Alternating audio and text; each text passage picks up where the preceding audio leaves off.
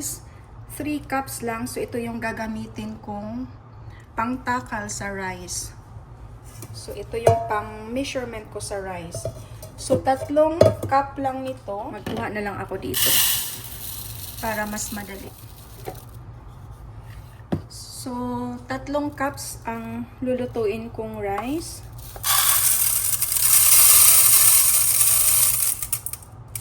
Isa.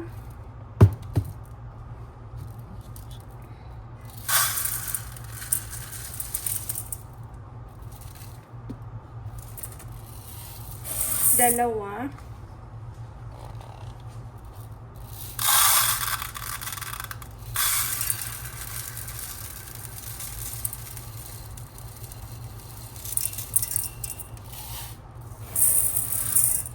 Tatlo. Hugasan lang natin yung rice ng 3 beses. First,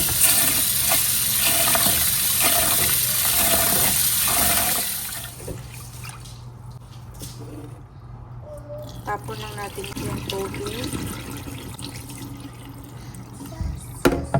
And then, second,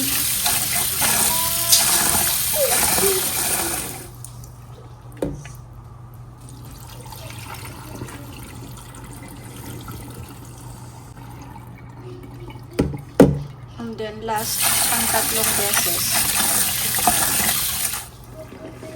Pag ako nagsasaing, sanay na kasi akong magsaing ng rice. Araw-araw kasi akong nagsasaing. Kaya, hindi na ako nag-measure ng tubig. So, since ngayon, ipapakita ko sa inyo kung paano magsaing ng rice. So, lagyan na natin ng tubig.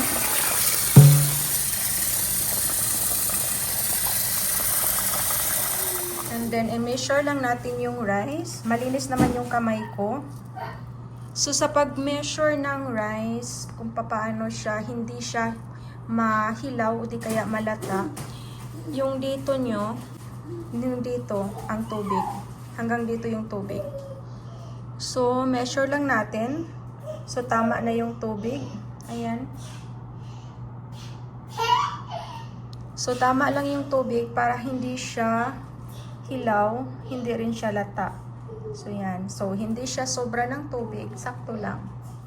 Unasan lang natin para pag-isa lang natin, at least dry siya. Kasi ano ako doon sa gripo. Nababasa. Ayan, yung mismong lagayan para magluto ng rice. So dapat dry siya bago ilagay sa rice cooker. So, magluto na tayo ng ating rice.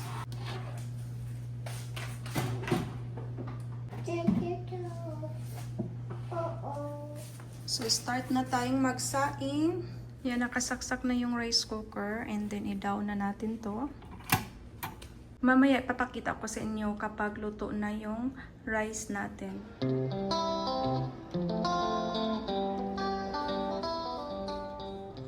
Luto na ang ating rice. Nakababa na siya. Nakalagay warm. Tignan natin. Ito na yung rice natin. Hindi siya malata. Hindi rin siya hilaw.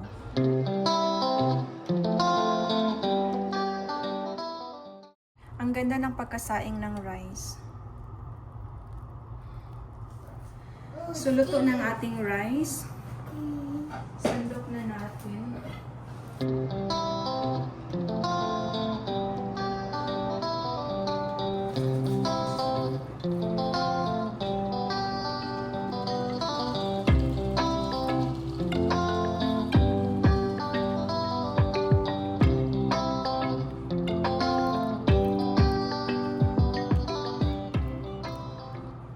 So, ito na yung rice natin. Hindi siya lata, hindi rin siya hilaw. Sakto lang yung pagkaluto niya.